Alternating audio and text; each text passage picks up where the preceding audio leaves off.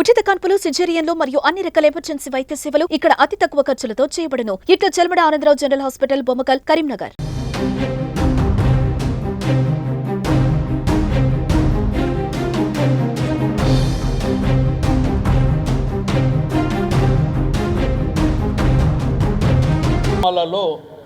Development works కొత్త government works కాదు, పాత గవర్నమెంట్ మెయిన్ తెచ్చిన వర్క్స్.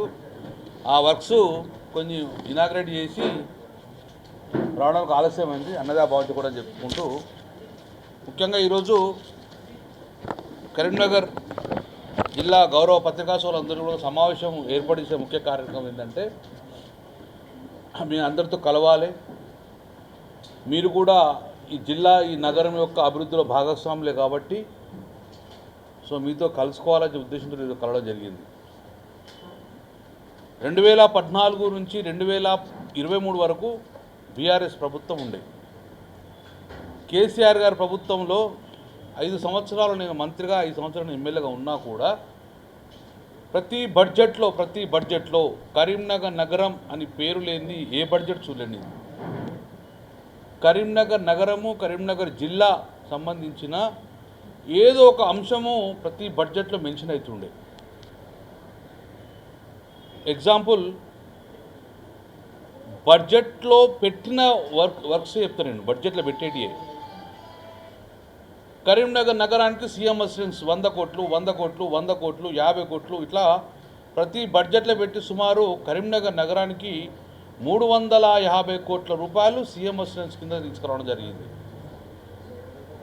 ఒకసారి 100 కోట్ల బడ్జెట్లో, ఒకసారి 100 కోట్ల బడ్జెట్లో, ఒకసారి 100 కోట్ల బడ్జెట్లో, ఒకసారి 47 కోట్లు, ఒకసారి 3 కోట్లు.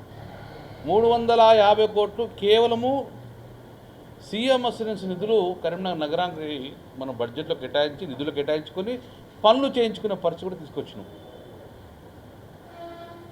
ఆ 350 కోట్ల పనులు జరుగుతూ ఉండగా ఎలక్షన్ రావడము 2023 డిసెంబర్ వరకు కూడా ఈ పనులు జరిగినాయి.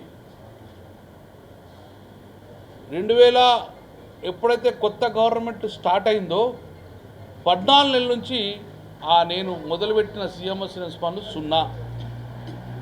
ఒక్కటి కూడా ఇంతవరకు అడిషనల్ శాంక్షన్ తేలేదు. ఉన్న పనులు కూడా ఎక్కడెక్కడే ఆగిపోయినాయి.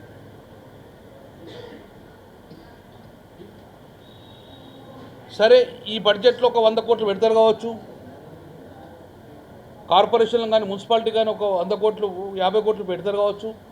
ఈ 50 కోట్లతో పాటు పాత పనులు రివ్యూ చేస్తారు కావచ్చు. ఇక్కడ జిల్లా మంత్రులు, గొప్ప మంత్రులు ఉన్నారు కదా, కొట్లాడి తీసుకొస్తారు కావచ్చు అని ఆశపడ్డాం. 0 బడ్జెట్లో కరీంనగర్ నగరానికి, కరీంనగర్ జిల్లాకు 0. ఇప్పటికీ నేను ఈ కరీంనగర్ నగరం యొక్క అభివృద్ధి గురించి డిమాండ్ చేస్తున్నా. నువ్వు తెత్తవో సత్తవో సంబంధం లేదు, తర్వాత విషయం. ఫస్ట్ గతంలో 350 కోట్ల రూపాయల నిధులు తీసుకొచ్చినగా నేను ఆ బ్యాలెన్స్ వర్క్లు కంప్లీట్ చేయమని చెప్పేసి నేను డిమాండ్ చేస్తున్నా. అతనికి కావాల్సిన నిధులు సమకూర్చండి ప్రభుత్వ పరంగా. అది ఇమ్మీడియట్గా ప్రభుత్వం యొక్క పెద్దలను తీసుకొచ్చుకోండి. Karimnagar collector, Karimnagar municipal commissioner, ఇక్కడ ఉన్న జిల్లా మంత్రులను ఉంటే లేకుంటే ఎమ్మెల్యేలు ఉంటే ఒక రివ్యూ చేయండి.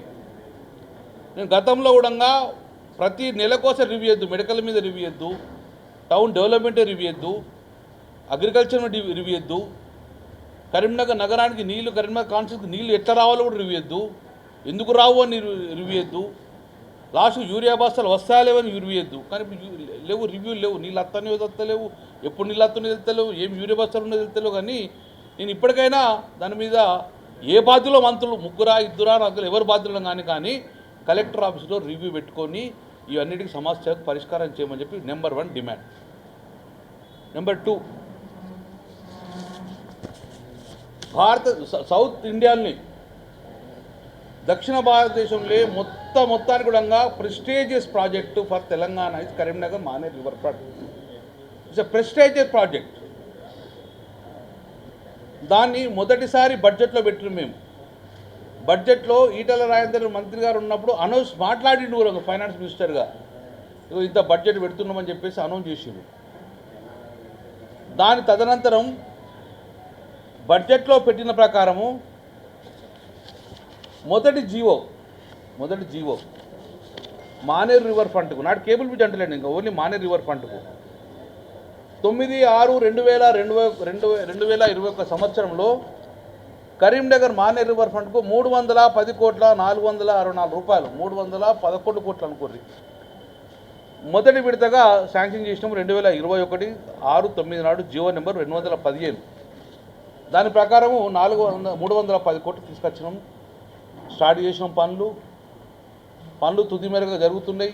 ఇబ్బంది పడుతున్నది అన్న కూడా ఇమ్మీడియట్గా మళ్ళీ అందులో ఇన్వాల్వ్మెంటు మున్సిపాలిటీ ఎంఏయుడి మున్సిపాలిటీ కూడా ఇన్వాల్వ్మెంట్ అయింది. ఇక్కడ ఉన్న డ్రైన్ వాటర్ పోతుంది కాబట్టి మళ్ళీ సర్ప్లస్ అమౌంట్ కావాలి, పన్ను కంప్లీట్ కావాలంటే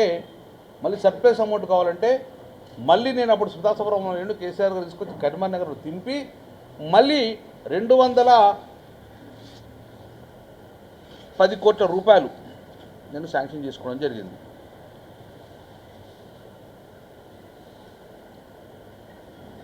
ఎస్, 214 కోట్ల రూపాయలు శాంక్షన్ చేసుకోవడం జరిగింది.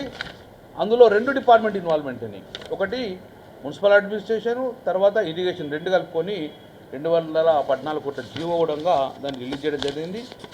ఆ జీవో కాపడంగా ఇంత రియలే సార్ మీకు అఫీషియల్గా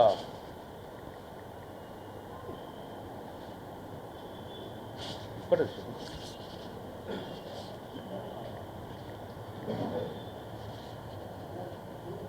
ఆ జీవో నెంబర్ కాపీ అనేది 2010 సుమారు 544 కోట్ల రూపాయలతోటి మానేరు రివర్ ఫ్రంట్ ఫండ్ 2 జీవోలు తీసుకొచ్చి స్టార్ట్ చేయడం జరిగింది. అందులో మానేరు రివర్ ఫ్రంట్లో భాగంగా 2 వైపులో వాల్స్ కట్టి మధ్యన ల్యాండ్ ఎక్వైర్ చేసుకొని చెక్ డ్యామ్ కట్టుకొని అక్కడ మొత్తం నీళ్ళు ఆపడం అనేది ఇరిగేషన్ డిపార్ట్మెంట్ ద్వారా 514 కోట్లతో స్టార్ట్ చేసినాం. అందులో బిగ్వో లాంటి ఫౌంటైన్లు కానివ్వండి, మంచి బోటింగ్ వ్యవస్థ కానివ్వండి, అక్కడ హోటల్స్ నిర్మాణం కోసం కానీ మళ్ళీ మున్సిపల్ అడ్మినిస్ట్రేషన్ నుంచి 100 కోట్ల రూపాయలు కూడా మున్సిపల్ అడ్మినిస్ట్రేషన్ తోటి మనం జీవో తీసుకోవడం జరిగింది. అది టూరిజం డిపార్ట్మెంట్ నుంచి జీవో నెంబర్ 181 2023 సంవత్సరం 7వ నెల 100 కోట్ల రూపాయలతో మనము టూరిజం సంబంధించిన 100 కోట్లు డివైడ్ చేసినాం. అటు 544 కోట్లు, ఇది 100 కోట్లు, 644 కోట్ల రూపాయలు పనులు జరుగుతున్నాయి. ఇప్పుడు స్టార్ట్ అయినాయి. ఈ బడ్జెట్లో ఇంకా రిమైనింగ్ అమౌంట్ ఒక 104 కోట్లు పెడతారని ఆశపడుతాను. టోటల్ ప్రాజెక్ట్ కాస్ట్ 850, 850 నుంచి 900 కోట్లు అయితే మొత్తం కంప్లీట్ అయిపోతుంది, ప్రజలకు అందుబాటులో వస్తాయి.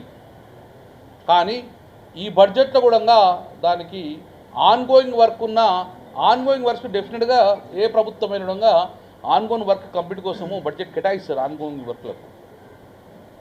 ఆన్గోయింగ్ వర్క్ ఉన్న మానేరు రివర్ ఫ్రంట్ను పక్కకు పెట్టేసిండ్రు, మూసీనికి ఇప్పుడు ప్రపోజల్ స్టార్ట్ చేసింది. ఈ బడ్జెట్లో ఇచ్చి మొత్తం కంప్లీట్ చేస్తారని చెప్పి ఆశపడ్డాం, కానీ గుండుసున్న మానేరు రివర్ ఫ్రంట్కి ఇచ్చింది. సరే, నేనేం డిమాండ్ చేస్తున్నా అంటే, నువ్వు గుండుసన్న ఇచ్చినా పర్లేదు, నేను 544 కోట్ల రూపాయలు ప్లస్ 644 కోట్ల రూపాయలు నిధులు ఇచ్చినా కదా, దయచేసి తొందరగా కంప్లీట్ చేయండి, వెంటనే కంప్లీట్ చేయండి. 100 కోట్ల రూపాయలతోటి నేను బిగ్వోను స్టార్ట్ చేసి డైరెక్ట్ వెళ్ళి ఇప్పుడు మేము సౌత్ కొరియా కూడా పోయి మొత్తం ప్రాపర్టీ చేసి ఆల్రెడీ ఫౌండేషన్ చేయగానే స్విచ్ ఆఫ్ చేసినట్టే కొత్త గవర్నమెంట్ రాగానే పనులు బంద్. అప్పటి నుంచి ముందు కూడా పోలే, 1 రూపాయి కూడా నిధులు ఇవ్వలే. సో నేను డిమాండింగ్, నువ్వు కొత్త బడ్జెట్లో పైసలు తీసుకురావా తర్వాత విషయం. 614 కోట్ల రూపాయల నిధులు ఎలాంటి ఆటంకం లేకుండా పనులు కంప్లీట్ చేయాలని చెప్పేసి ప్రధానమైన డిమాండ్ కరీంనగర్ నగరం ఎమ్మెల్యే తరపున బీఆర్ఎస్ పక్షాన డిమాండ్ చేస్తున్నాను. ఈ జీవోలు కూడా మీకు ఇస్తా. నెంబర్ 3,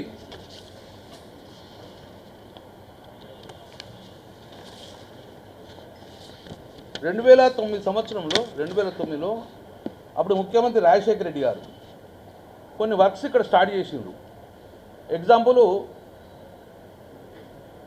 ఈ కళాభారతి బాగాలేదు అని ఆనందవర్షిణి వచ్చు మేబీ అంతే కదా, దాన్ని 2009 సంవత్సరంలో ఎస్ఆర్ఆ కాలేజీలో ఒక అద్భుతమైన ఆడిటోరియం కడదామని చెప్పేసి ఫౌండేషన్ వేసి కొన్ని కాలమ్స్ లేపిన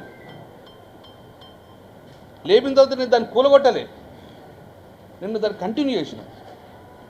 గొప్పగా స్టార్ట్ చేసిండు శ్రీధరబాబు మంత్రి ఉన్నప్పుడు స్టార్ట్ చేసిండు చెప్పేసి నేను దాన్ని కంటిన్యూ చేసి 13.5 కోట్ల రూపాయలు నిధులు పెట్టేసి పనులు స్టార్ట్ చేసిన. ఒక స్లాబ్ అయిపోయింది, ఒక అత్యుత్తమైన ఆడిటోరియము హై టెక్నాలజీతో కట్టిన. కదా దాన్ని ఆపేసి ఇప్పుడు మూలకు వాడేసి పక్కకు వారేసి లేదు. దాన్ని నేను డిఎంఎఫ్టీ కానీ ఎస్డిఎఫ్లో కానివ్వండి నిధులు సమకూర్చి పెడితే కూడా ఇప్పుడు ₹1 నిధులు లేకుండా పక్కకు వారేసి ఇంటిగ్రేటెడ్ మార్కెట్ అత్యాసంగా తయారు చేసుకున్నాం, పట్టణ ప్రగతిలో తీసుకున్నాం. అవి కూడా అన్ని అర్థాంతంగా ఆపేసింది. నేను ఏమంటున్నా, కరీంనగర్ కాన్స్టిట్యున్సీ అనేది తెలంగాణలో భాగం కాదా? ఒక అద్భుతమైన డెవలప్మెంట్ అయ్యే సిటీ కాదా ఇది? అద్భుతంగా డెవలప్ చేసినాం కదా. గంగుల కమలాకర్ ప్రతిపక్ష ఎమ్మెల్యే అంటే ఒక నిధులు రావా ఇక్కడికి? పనులు ఆగిపోతాయా? అర్థాంతంగా ఆపేస్తారా? అన్ని పనులు ఆగిపోయినాయి, నిధులు కేటాయిస్తలేరు. కేటాయించిన నేను తెచ్చిన నిధులు కంటిన్యూ అయితే లేవు. అందుకే 1, 2, 3 రికమెండేషన్ నేను కలెక్టర్ గారికి ఇచ్చడం జరిగింది. You are the head of the administration, ఇవన్నిటిని రివ్యూ చేసి పనులు కొనసాగించాలని చెప్పినాం. మానేరు రివర్ ఫ్రంట్లో లైట్లు వెలిగించేందుకు కూడా దిక్కులేదు. కరీంనగర్ నుంచి సిరిసిల్ల రోడ్ వరకు కూడా అద్భుతమైన లైట్ ఇన్ఫ్రాస్ట్రక్చర్ అయితే అక్కడ లైట్ తిరుగుతూ బిక్కు బిక్కు అంటున్నాయి. పట్టించుకున్న నాతు లేదు, అనాథగా మారిపోయింది కరీంనగర్ నగరం, కరీంనగర్ జిల్లా. ఇది చూస్తూ ఊరుకునే పరిస్థితి లేదు. డెఫినెట్గా ప్రజల పక్షాన డిమాండ్ చేస్తాం, ఎట్టి పరిస్థితుల్లో పాత పనులు కొనసాగి కంప్లీట్ చేయండి, కొత్త పనులకు నిధులు తీసుకురండి. ఇది మా ప్రధాన డిమాండ్. అమృత వర్షం అది రైట్. ఏ జీవో వచ్చినా, ఏ శాంక్షన్ వచ్చినా, ఏ రోడ్ వచ్చినా కరీంనగర్ నగరం పేరు ఉంటుండే. ఇంటిగ్రేటెడ్ వాళ్ళు స్కూల్స్ పెడతాను, ఒక్కొక్కటి 200 కోట్లతోటి. ఉత్తర తెలంగాణ అద్భుతమైన డెవలప్డ్ అయిన కరీంనగర్ టౌన్ కూడా ఇంకొకటి శాంక్షన్ చేయలేదు. అంటే గంగుల కమలాకర్ ఎమ్మెల్యే ఒకటి ఇక్కడ ప్రజలు లేరా? తెలంగాణ ప్రజలే కదా, బిడ్డలు తెలంగాణ ప్రజలే కదా. ఎందుకోసం 200 కోట్లు శాంక్షన్ చేయలేదు? ఎందుకు ఇంటిగ్రేటెడ్ అంటే మీరు రాజకీయంగా మేము చూడలే. ఆ రోజు కూడా ఇంకొక ముఖ్యమంత్రి కేసీఆర్ ఉన్నప్పుడు దళిత బంధు కూడా బట్టి విక్రమార్క గారు కూడా దళిత బంధు శాంక్షన్ చేసిండు. ప్రతిపక్షం ఈ పక్షం చూడలే. తెలంగాణ సమాజం మొత్తం ఒకటి ఉండాలని చెప్పి చిత్రంగా ఈరోజు అన్నిటికీ శూన్యం పెట్టేసింది. ఇది ఒకవైపు కరీంనగర్ నగరం అన్ని రకాలుగా వెనకేసుకున్నారు. ఇప్పుడే గ్రామాలలో పోయొచ్చిన సాగునీరుకి ఇబ్బంది. గతంలో ఎస్ఆర్ఎస్ నుంచి నీళ్ళు వచ్చినప్పుడు 116 అనే క్రాస్ రెగ్యులేటర్ గాడు జంక్షన్, అది ఆ క్రాస్ రెగ్యులేటర్ జంక్షన్ నుంచి D86, D83, D83 నుంచి డైరెక్ట్ పోతే Manthani side, D86 Peddapalli side, D89 LMD side వస్తుంది. అక్కడ సమతుల్యంగా పాటించడం వల్ల ఇప్పుడు రోజు కరీంనగర్ మండలంలో అన్ని కూడా పంటలు ఎండిపోతున్నాయి. లాస్ట్ 2 విడతలు పుట్టకచ్చిన దశ అంటారు దీన్ని నీళ్ళు లేకపోతే ఇంతవరకు చేసిన కూడా వృధా అవుతుంది. కాబట్టి ఈ 2 తళ్ళు కూడా నీళ్ళు ఇవ్వమని చెప్తుండగా ఈరోజు నీళ్ళు ఇచ్చే పరిస్థితి లేదు, పంటలు ఎండుతుంది. చాలా బాధాకరం. సమన్వయం లేదు. ఎవరి చేతిలో కట్టుంటే వాందికే నీళ్ళు అన్నట్టు అధికారులంగా ఇట్లా చూస్తూ కూర్చుంటే డెఫినెట్గా మేము ఇది వార్నింగ్ ఇస్తున్నాం అధికారులకు కూడా. 100% క్రాస్ రెగ్యులేటర్ కాడ వస్తాం, నిఘా ఉంటుంది.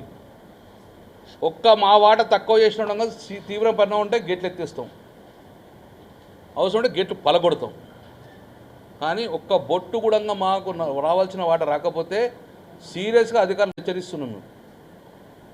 ఇటు మంత్రి ఉన్నాడు, ఇటు అధికార పార్టీ ఎమ్మెల్యే ఉన్నాడు, నీళ్ళు తీసుకుపోతా అంటే కుదరదు. తీవ్ర పరిణామాలు అధికారులు హెచ్చరిస్తున్నాయి ఈరోజు.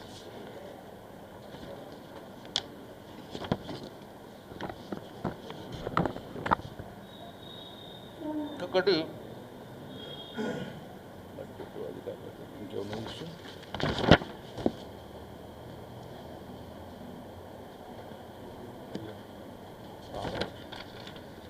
ఫైనల్గా కరీంనగర్ జిల్లాకు సంబంధించింది. అసలు అధికార పార్టీ సభ్యులు ఉన్నారా తెలంగాణ కరీంనగర్లో? ప్రభుత్వం నడుస్తుందా ప్రభుత్వం? కరీంనగర్ ఎల్ఎండిలో ఈరోజు 8 TMs నీళ్ళు ఉన్నాయి. ప్రజెంట్ ఇప్పుడు 8 TMs నీళ్ళు ఉన్నాయి. అందులో 2.5 TMs డెడ్ స్టోరేజ్. అంటే సుమారు 5.5 నుంచి 6 టీఎంసీ నీళ్లు వాటర్ ఉన్నాయి. ఇప్పుడు ఈ రోజు నుంచి నీళ్లు కంటిన్యూగా పోతున్నాయి కిందికి బిలో ఎల్ఎండి. 31 మార్చి వరకు కూడా ఈ నీళ్లు పోతాయి. పోతే 3.5 టీఎంసీలు వెళ్ళిపోతాయి అధికారుల లెక్క ప్రకారం. ఎక్కువ పోతాయి కావచ్చు కానీ 3.5 టీఎంసీలు పోతాయి. అంటే ఈ 5.5 టీఎంసీలు 3.5 టీఎంసీ పోతే మిగిలేటి 2 టీఎంసీలు నీళ్లు, రైట్, 2 టీఎంసీలు. ఆ రోజు కేసీఆర్ గారి ప్రభుత్వము ఈ ఎల్ఎండి అనేది తాగునీరుకు సాగునీరుకు ఇబ్బంది అయింది కాబట్టి 12 టీఎంసీ నుంచి తగ్గరాదు అని చెప్పేసి జీవోడం ఇచ్చడం జరిగింది. కానీ ఈరోజు 31 మార్చి వరకు ట్యాంకులో ఉండే నీళ్లు 2 టీఎంసీలు. గత 3 రోజుల నుంచి కరీంనగర్ కార్పొరేషన్లో బూస్టర్స్ ఆన్ చేసిండ్రు. 8 టీఎంసీలకు కింద వస్తే బూస్టర్స్ ఆన్ అయిపోతాయి. 5 టీఎంసీకి రాగానే మడ్డి వాటర్ వస్తుంది. ఇప్పుడు నువ్వు తేలుకోకపోతే ఒకవేళ నువ్వు తెలివి ఉండి ఇప్పుడు మేలుకోకపోతే కరెక్ట్ 1 మంత్ లోపలనే కరీంనగర్ ప్రజలకు డైలీ వాటర్ ఇచ్చిపెట్టు, నీళ్ళు ఇచ్చే పరిస్థితి రాదు. నేను ఆ రోజు ప్రభుత్వంలో ఉండగా 8 టీఎంసీ 9 టీఎంసీ తగ్గకుండా చూసి ఇమ్మీడియట్గా మిడ్మా నుంచి నీళ్లు డ్రా చేసినాడు. కిందికి వెళ్ళి పోయినా మధ్య వాళ్ళు రైతాంగమే ఎదురు నుంచడంగా మనకు డ్రా చేసి ఈరోజు ఆ లొల్లికి మొన్న 2.5 టీఎంసీ 2,500 క్యూసెక్స్ స్టార్ట్ చేసిండ్రు. అది కూడా 3 టీఎంసీలు వస్తాయి. ఎన్ని చేసిన కూడా ఈ మార్చ్ ఎండింగ్ వరకు నాకు తెలిసి 6 కన్నా ఎక్కువ టీఎంసీలు ఉండదు. ఇందులో రెడ్ షోర్ కాక 4 టీఎంసీ తోటి కరీంనగర్కి ఏం నీళ్ళు ఇస్తావు బూస్టర్ పంప్ తోటి? సో నేను డిమాండ్ చేస్తున్నా, ఇక్కడ ప్రభుత్వ పెద్దలు ఉంటే వినండి, ఏమైనా గంగుల కన్నా కోపం ఉంటే తిట్టండి, కానీ కరీంనగర్ నగర ప్రజలకు ఎప్పుడంగా తాగునీరుకు ఇబ్బంది రానియకండి. మేము డైలీ వాటర్ ఇద్దామని చెప్పి డైలీ వాటర్ ఇచ్చినాం. కొన్ని ప్రాంతాలలో 24 గంటలు నీళ్ళు ఇవ్వాలని చెప్పి నాకు కల కాబట్టి 24 గంటలు నీళ్ళు కూడా మొన్న కేంద్ర మంత్రులు ఓపెన్ చేసుకున్నాం. 24 గంటలు ఎప్పుడు నల్ల తెప్పితే నల్ల రావాలి. ఇక ఎల్ఎండీలో నీళ్ళు లేకపోయాయి, ఎప్పుడు నల్ల ఇస్తావు, ఎప్పుడు నీళ్ళు పోతాయి. కాబట్టి నేను ఐఎమ్ డిమాండింగ్ గవర్నమెంట్, సాయంత్రం 5 o'clock కలెక్టర్గా వెళ్తున్నాం ఈ ఇష్యూల్ని. కలెక్టర్ను కమిషన్ అందరూ మీటింగ్ పెట్టుకోమన్నాం. ఎవరు పెట్టాలి మరి ఏం చేస్తాము? ప్రభుత్వం ఉన్నదా లేదా ఎవరు పెట్టేటట్లేని పరిస్థితి. కాబట్టి నేను డిమాండ్ చేస్తున్నా, కరీంనగర్ నగర ప్రజలు బిందెలు గిట్ట బయటకు వస్తే నీళ్లు లేవు అని చెప్పి బయటకు వస్తే 10 సంవత్సరాలు ఒక బిందె పెట్టారు, ఒక ట్యాంకర్ లేకుండా ప్రతిరోజు నీళ్ళు ఇచ్చినాం. నీళ్లు గిట్ట ఒకవేళ బయటకు వస్తే ప్రభుత్వం మీద తీవ్రంగా ఉండగా ఈరోజు హెచ్చరించడం జరుగుతుంది. వెంటనే ఎట్లా సాగునీరు మీతో అయితలేదు, ఫెయిల్ అయింది, పంటలు ఎండిపోతున్నాయి. మేము అనలే, అధికార పార్టీ సభ్యులే ఈరోజు స్పీకర్ గారు ముందట 0 hourలో అందరూ కూడా మాట్లాడింది మా పంటలు ఎండిపోతున్నాయి అని చెప్పి అధికార పార్టీ ఎమ్మెల్యేలు అన్నారు. కాబట్టి ఎక్కడ సాగునీరు ఎట్లా ఫెయిల్ అయింది? మీరు తాగునీరు ప్రజలకు అవసరం కూడా తాగునీరుకి ఇబ్బంది కాకుండా ఎల్ఎండి మీద ఆధారపడ్డది. ఎల్ఎండి మీద మిషన్ భగీరథ ఆధారపడ్డది, కరీంనగర్ కార్పొరేషన్ ఆధారపడ్డది. Back water of the Elagandala నుంచి పడితే అక్కడ మండలాలు 3-4 మండలాలు కూడా back water of the LMD నుంచి నీళ్ళు అందుకుపోతాయి. కాబట్టి ఇవన్నిటి కూడా మండుతున్న ఎండలు ఇప్పుడే పరిణామం తీసుకొని అధికారులు అప్రమత్తం చేయండి. అధికారులు అప్రమత్తం చేసే బాధ్యత మంత్రులది. ఏ మంత్రులు తెలియదు, శ్రీబాబా, ఉత్తమ్ కుమార్ రావు, పొన్నప్ర ఎవరు తెలియదు. కానీ ఎవరైనా కానీ ప్రభుత్వం వెంటనే స్పందించండి. వీలైతే మీకు చేతనైతే హైదరాబాద్లో కూర్చొని కరీంనగర్ నగరానికి నిధులు తీసుకురండి. ఇవన్నీ డిమాండ్లు కూడా మీకు చెప్పడం జరుగుతుంది. This is the Karimnagar issue. రెండో ఇష్యూ, ముఖ్యమంత్రి రేవంత్ రెడ్డి గారు, గంగుల కమలాకరు, శ్రీనివాస్ యాదవ్ పేరు పెట్టుకొని బీసీ నాయకులు మీరు ఎట్లా చెప్తే అట్లా అని తేనె మాట చెప్తే నమ్మినాం. నిజంగానే ఇంత ప్రేమ వస్తుందా మా రేవంత్ రెడ్డి గారికి బీసీల మీద అని. శభాష్, 42% రిజర్వేషన్లో మా వద్ద భాగస్వామ్యం తీసుకున్నాం, సూచనలు ఇచ్చినాం, ముందుకు వెళ్ళాలని కోరుకుంటాం, సక్సెస్ కావాలని కోరుకుంటాం. మా వర్గాల నుండి ఎప్పుడు సంతోషపడుతుంటే ఇంప్లిమెంటేషన్ ఆఫ్ ద 42% అయినప్పుడు ఇక్కడ 42% స్థానిక సంస్థల్లో, 42% మున్సిపాలిటీల్లో, 40% రాష్ట్రంలో ఉన్న చైర్మన్లు, మేయర్లు 40% బీసీలకు ఇస్తే ఆ రోజు బిల్లు పాస్ అయ్యి 9th షెడ్యూల్ వచ్చిన తర్వాత అప్పుడు సంతోషపడుతుంది బీసీ వర్గాలు. ఆన్ రికార్డు చెప్తున్నాము, ఇప్పుడు చెప్తున్నాం అసెంబ్లీగా. మేము సంతోషపడాలంటే, మా వర్గాలు సంతోషపెట్టాలంటే చిత్తశుద్ధి పనిచేయమని డిమాండ్ చేస్తూ, మరి అదే స్ఫూర్తితో బడ్జెట్ చూస్తూ సున్నా. బీసీలకు బడ్జెట్ ఏం కేటాయించినావు సార్? బీసీలను మస్తు చూసుకుంటా అన్న వ్యక్తివి ఈరోజు బడ్జెట్లో కామారెడ్డి డిక్లరేషన్ ఏం చెప్పినావు? కేసీఆర్ ప్రభుత్వంలో అన్నీ కూడా కాంట్రాక్టులు పెద్ద పెద్ద నాయకులకు పోయి ఈరోజు 42% కాంట్రాక్టులలో మీకు వాటా ఇస్తే బీసీలకు జీవో ఇస్తాను. తెలంగాణ వచ్చి ఇప్పటికి తెలంగాణ ప్రభుత్వం వచ్చి 14 నెలలైంది కాంగ్రెస్ ప్రభుత్వం. ఈ 14 జన వర్కులు మొత్తం కూడా ఒక్కటి బీసీకి రాలే, ఒక్కటి బీసీ కేటాయించలేదు. మా మల్లన్న దేవుని రిపేర్ పనులు నడుతున్నాడు మల్లన్న దేవుడు, అది బీసీలో ఇలవెళ్ళిపోయి కదా, ఆ వర్క్ వెళ్తురు కదా, ఆ వర్క్ బీసీలో కేటాయించలేదు. ఎవడన్నా కానీ మా బీసీలు చేసుకుంటాం మేము, ఒక్కటి బీసీలో కేటాయించలేదు. అంటే తెలంగాణలో ఏ వర్కులు వచ్చినా 42% మేము చెప్పుకున్నాం. మార్కెట్ కమిటీలో బీసీలకు రిజిస్ట్రేషన్ ఇచ్చినాం, వైన్సులలో బీసీలకు రిజిస్ట్రేషన్ ఇచ్చినాం. ఆ రోజు మీరు కాంట్రాక్ట్లో ఇస్తున్నారు కదా, ఏ ఒక్క వర్క్ అయినా కాంట్రాక్ట్ రిజర్వేషన్ ఇచ్చిందా మీరు మాకు ఇంతవరకు? మళ్ళా కాదే ఆంధ్ర రైతులన్నీ మొత్తం ఎత్తుకపోతాను. నెంబర్ 1. నెంబర్ 2, బిచ్చగాళ్ళ లెక్క ఇచ్చిండు. 9,000 కోట్లు పెడతాను బిచ్చగాళ్ళ లెక్క, 8,000 ఎట్లా కొడతాను. నేను ప్రతి సంవత్సరం 20,000 ఎట్లా కొడుతూ పెడతానంటే ఏమైంది? ఇప్పుడు శూన్యతో 10,000 కోట్లు వచ్చినాయి. అందులో కళ్యాణలక్ష్మి అన్ని కలుపుకుంటే గీతాలు ఇంటిగ్రేట్ స్కూల్ పోతే మిగిలింది 0. ఏది సంవత్సరానికి 20,000 బడ్జెట్? ఎందుకు మాట్లాడుతున్నావు? బీసీ శాఖ మంత్రి పున్నప్రకారం ఉన్నవాకనే నా బడ్జెట్ నా వాటా అయింది, ఎందుకు అడుగుతలేవు నువ్వు? 20,000 మొదటి బడ్జెట్లో పెట్టలే, ఈ రెండో బడ్జెట్లో పెట్టలే, ఇక 3వ బడ్జెట్ మిగిలి ఏం పెడతావు నువ్వు? అంటే బీసీలకు మళ్ళీ 0. సరే, అది ఎల్లుండి బీసీలో ఉన్నది అసెంబ్లీ నేనే మాట్లాడితే, అది కూడా నేను మాట్లాడితే వేరే విషయం. సో ఇది గౌరవ పత్రికా సోదరులందరికీ కూడా మా ఆవేదన ఏంటంటే, ఇంత ఉత్సాహవంతమైన జిల్లా, ఇంత shining city, rapid development city, దీన్ని మళ్ళీ మబ్బు పట్టిస్తుండ్రా, దీన్ని మళ్ళీ కుగ్రామంగా చేస్తానురా, నగరం యొక్క స్పీడ్ను మళ్ళీ తగ్గిస్తారా? మీరు ఎట్లా లేరు, మీరు తెచ్చింది కంటిన్యూ చేస్తే డెఫినెట్గా అది కూడా మంచి షైనింగ్ అవుతుంది. కాబట్టి వెంటనే అధికారులు స్పందించండి, ఊరుకున్నది లేదు. రేపు పొద్దున ప్రజల పోరాటంతో, అటు రైతులతోటి, నగర ప్రజలతోటి డెఫినెట్గా వీళ్ళు డెవలప్మెంట్ డిమాండ్ చేస్తాం. మీరు ఇచ్చిన మాట నిలబెట్టుకుందాక మీ ఎంబడి పడతాం డెఫినెట్గా చెప్తుంది. ఎవరు అంటారు, నేనేగాక మొన్న రాష్ట్రకు నేను మనకు ప్రభుత్వం పోయేటప్పుడు 22.5 కోట్ల రూపాయలు జీవో తీసుకొచ్చినాం పంచాయరాజ్ వర్క్స్. ఆయన ఎట్లా మొదలు పెడితే నేను మొదలు పెడతా అన్నాడు.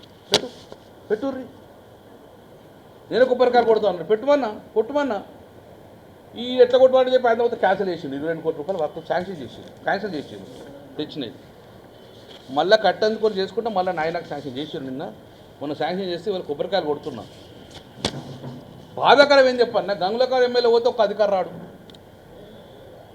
గంగుల కమలాకర్ ఎమ్మెల్యే ఉన్న నామినేట్ పారాషూట్ వేరే ప్రాంతం నుంచి వచ్చిన ఎమ్మెల్యే ప్రజలైతే ఎన్నుకోబట్టే ఎమ్మెల్యే కదా.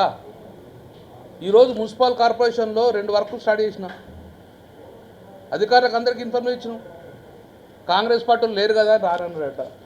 డెఫినెట్గా అది వాళ్ళ కలెక్టర్ కాంప్లీట్ ఎత్తున్నాం, ప్లస్ స్పీకర్ కాంప్లీట్ ఎత్తాం.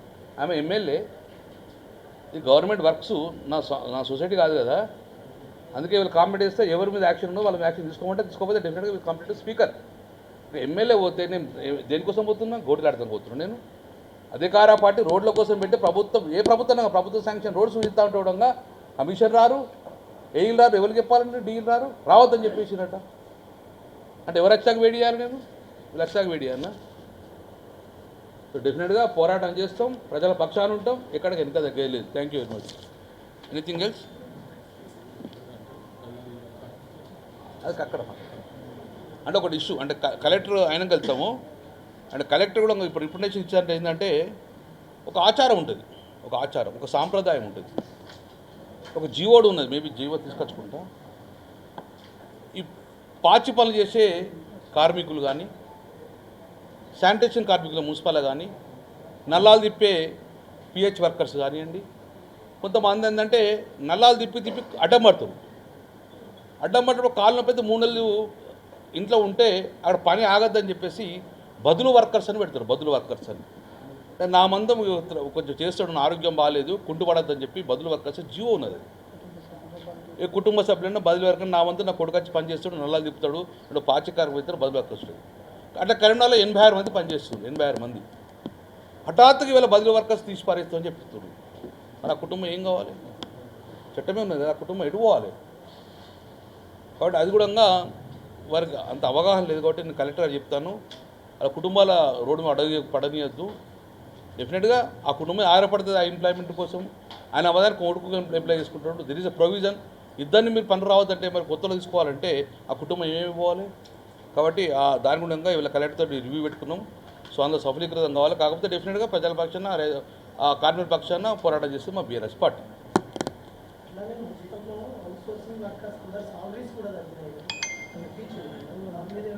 అది కూడా మాట్లాడతాం, అవుట్ సోర్సింగ్ కూడా మాట్లాడతాం. చాలా 16,000 అది అంటే చాలా ఇబ్బంది ఉన్నది. అంటే నేను ఏమంటలేను, గుర్తుపెట్టుకోర్రి, ప్రభుత్వం రన్ చేయాలి కదా. ప్రభుత్వం అంటే ఒక మంత్రి కానీ అధికారి కానీ ప్రభుత్వం జిల్లా నడపాలి కదా. Where is the government running? ఎవరు నడుపుతున్నారు? ఏం చేస్తున్నారు? ఈ 8 టీఎంసీ నిలచవడంగా వీళ్ళు పట్టించుకోకపోతే ఎట్లా? బూస్టర్ స్టార్ట్ అయింది. బూస్టర్స్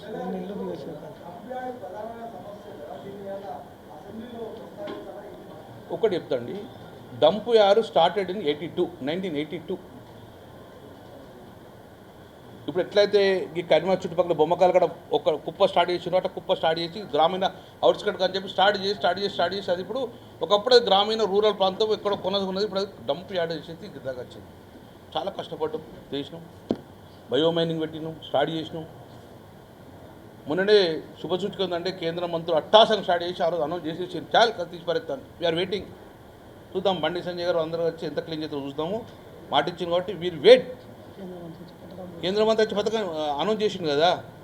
ఆ డంప్ యార్డును ప్రభుత్వాలు చొరవ తీసుకొని ఇమ్మీడియట్ డబ్బు తీసుకొని ఎక్కువ శాంక్షన్ చేయించుకొని ఆ స్మార్ట్ సిటీ పెడతావా దేంట్లో పెడతావా ఏం చేసుకొని ఇమ్మీడియట్గా దాన్ని చేసుకుంటే 8.5 ఎకరాల భూమి will get the land for the municipality.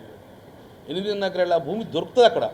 ఆ మొత్తాన్ని నేను సర్వే చేసుకొని దాన్ని మొత్తం క్షుణ్ణంగా చేసుకొని సెపరేట్ చేసుకుంటే అందులో వెళ్ళే గాజులు కూడా ఒకదాన్ని పనిచేస్తాయి. అందులో ఉన్న చిన్న మ్యాన్లు తుక్కు అయ్యి రోడ్ వేస్తే కూడా పనిచేస్తాయి. అల్టిమేట్గా అక్కడ అన్ని కూడా భూస్థాపితం అయితే 8 ఎకరాల భూమి కొంతమంది స్టార్ట్ చేసినాం మేము. సార్ డిఫాల్ట్ కాంట్రాక్ట్ ఏం చేసినాం కానీ ఇప్పటికైనా చర్య తీసుకొని అటు స్మార్ట్ సిటీ నిధులతో కానీ అన్ని నిధులతో కానీ ఆ డంప్ యార్డ్ క్లీన్ చేయాలని చెప్తున్నాం. ఇప్పుడు మా డిమాండ్. సో కేంద్ర ప్రభుత్వం ఏం లేదు, రాష్ట్ర ప్రభుత్వం లేదు, already announced by the central minister. తొందరనే కంప్లీట్ చేద్దామని చెప్పేసి చేద్దాం. 1.5 year అయింది కదా, ఇంకా చూద్దాం, వెయిట్ చేద్దాం.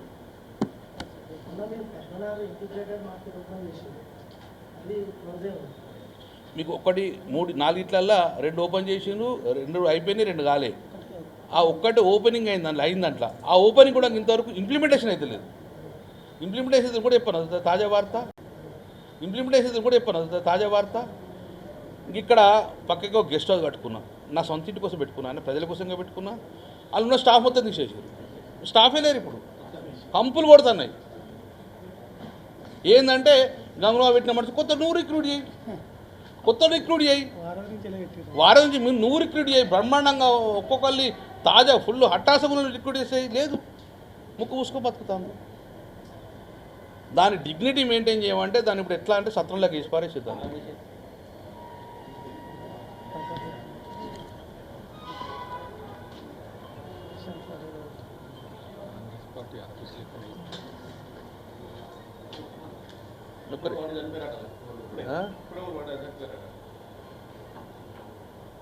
ఇది పరిస్థితి.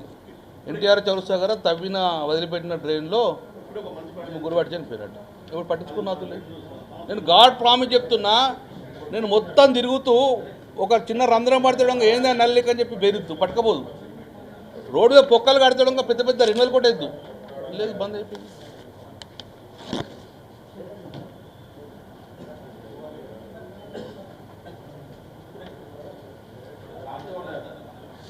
నెంబర్ 2 ఇంకో చిన్న యాడ్ చేస్తాం, మళ్ళీ కాంప్లికేట్ అవుతుంది. ఇక్కడ 640 డబుల్ బెడ్రూమ్ స్టార్ట్ చేస్తే కాంగ్రెస్ వాళ్ళు రోజు కూడా అంటే ఎప్పుడు స్టార్ట్ చేస్తామని రోజు కూడా మరి సంవత్సరాన్ని ఒక్కటని కంప్లీట్ చేయాలి. 660 డబుల్ బెడ్రూమ్లు ఎందుకు తొందరగా కంప్లీట్ చేస్తలేవు? నాతో కాదంటే కదా, గంగుల కవితలు కాదు ఇంకెప్పుడు చేస్తారు అని చెప్పేసి తొందర పోతుంది. ఏది మరి మీరు ఒక్కరికన్నా ఇచ్చిండ్రా? నేను కంప్లీట్ చేసిన వర్క్ తర్వాత ఇంతవరకు అక్కడ సున్నం కూడా వేయలే, తాపి కూడా పెట్టలే. దాని పక్కకున్న షాదీ ఖానా దాన్ని కూడా కంప్లీట్ చేయలే, నిధులు తెలియలేదు.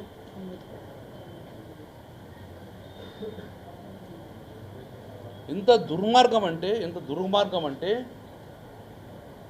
ఇక్కడ హిందూ ముస్లిం అందరూ కలిసి ఉండాలని చెప్పేసి హిందువులకు సంబంధించిన వెంకటేశ్వర టెంపుల్ 10 ఎకరాలు, క్రిస్టియన్ టెంపుల్ 3 ఎకరాలు, ముస్లింకు ఈద్గా కోసం 8 ఎకరాలు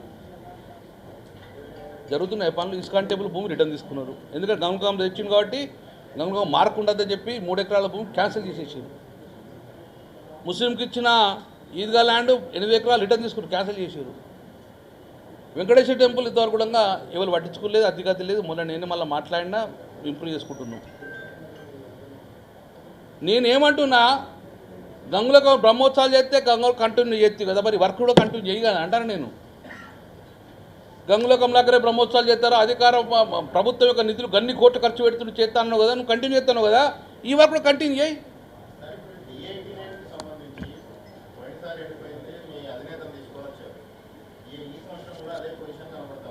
ఇంకెక్కువ అవుతుంది. ఇప్పుడు నేను మీకు చెప్పింది కూడా ఇదే, అధికారులు కూడా ఇప్పుడు ఆల్రెడీ చెప్పేసినాము.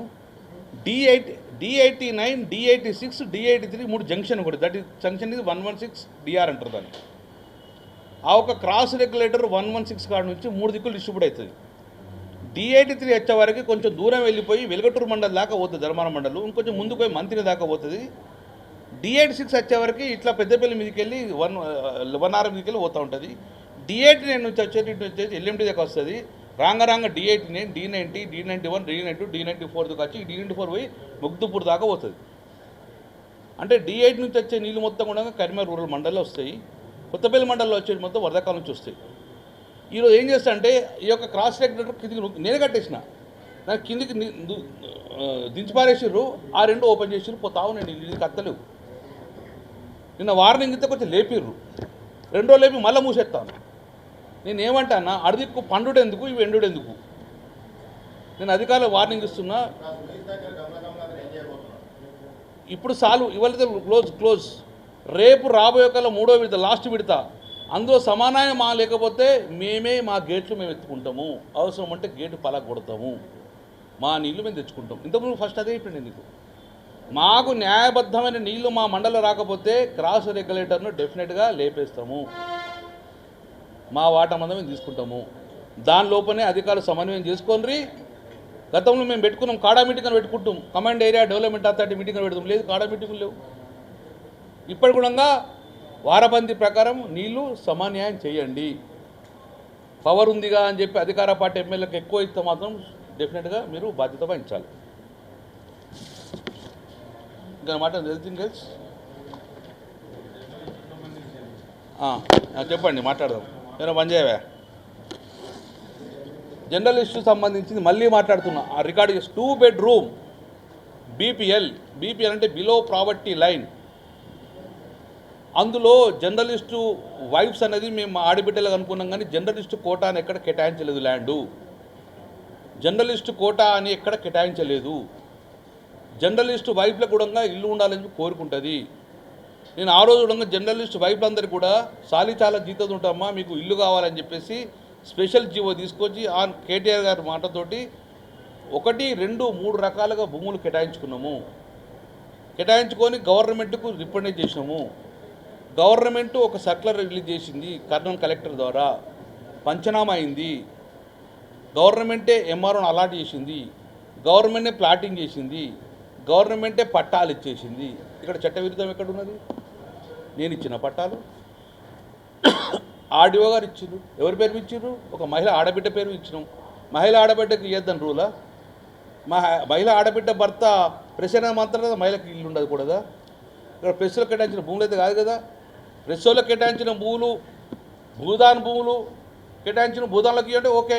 ప్రెస్లో అస్సాపూర్ ఉన్నది, అస్సాపూర్ కేటాయించే ఎవరిలో కేటాయించు, కానీ ఇక్కడ ప్రెస్ల లెక్కలు మెన్షన్ చేయలే కదా. బిలో ప్రావర్టీ ల్యాండ్ ఎవరికైనా ఇవ్వచ్చు అని చెప్పేసి ఆ రోజు మా పట్టాలన్నీ కూడా మీకు ఇచ్చినాం. ఎక్కడ చట్టవిరుద్ధం ఎక్కలేదు, లేదు కదా. అటువంటిప్పుడు ఇంత కూడా వాళ్ళ పొజిషన్ వాళ్ళకి ఎందుకు ఇస్తలేరు అంటే, నేను ఇచ్చిన దానికి గంగులక పేరు ఎత్తన్నప్పుడు నువ్వు ఇంకొక 10 ఎకరాలు తీసుకొని ఇంకొక 100 మందికి ఇంకా పేరు తెచ్చుకుని నా పేరు మరిపోయింది. లేకుంటే ఈ పట్టాలు చింపేసి కొత్త పట్టాలు ఇవ్వండి, లేదు డబుల్ బెడ్రూమ్ ఇల్లు కట్టి ఇచ్చేయండి, మేము స్వాగతిస్తాం. జై పొన్నవా నేను అంటాం. మరి ఏం చేయమంటావు? మరి ఎందుకు అత్తలేవు? నీళ్ళు ఎందుకు అత్తలేవు? ఎందుకు ఆపేసినావు? ఏం కారణం? What is the behind this one? నేను డిమాండ్ చేస్తున్నా, దయచేసి డిమాండ్ చేస్తున్నా, ఇప్పటికైనా ఆడబిడ్డలు ఉసురు పోసుకోకుండా వారి పట్టాలు వాళ్ళకి ఇచ్చి వాళ్ళ పొజిషన్ ఇవ్వమని చెప్పి డిమాండ్ చేస్తుంది. అది మహిళా సోదరమణులు ప్రెస్ రిపోర్టర్ల భార్యలే కానివ్వండి, ఇంకా అలాంటి బీపీఎల్ వాళ్ళు ఎవరికి ఉన్నా కూడా వాళ్ళకి కేటాయించిన శాంక్షన్ చేసిన జీవోలను ప్రకారం ఇచ్చినది ఆడబిడ్డలకు ఇచ్చేసి వాళ్ళ ఉసురు లేకుండా మేము రిక్వెస్ట్ చేస్తున్నాం. అలా ఒక్కసారి చెప్పిన, రెండుసార్లు చెప్పిన, మీరు ఇప్పుడు చెప్తా, మీరు వీళ్ళు రండి.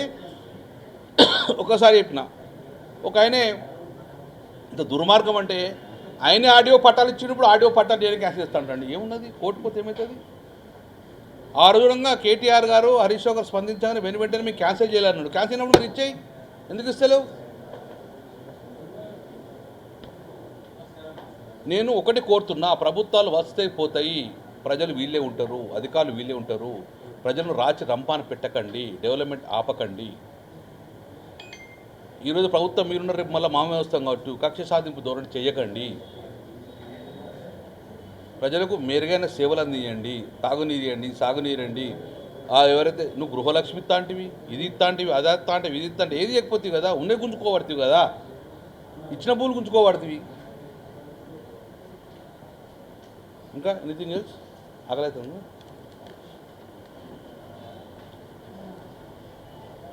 సో మళ్ళీ నేను రేపు అసెంబ్లీకి పోతాం, ఎల్లుండి సివిల్ సప్లై పద్ధతుల మీద నేనే మాట్లాడాలి కాబట్టి సో రేపు పోతాం కాబట్టి మళ్ళీ చివరిగా 23వ తారీఖు నాడు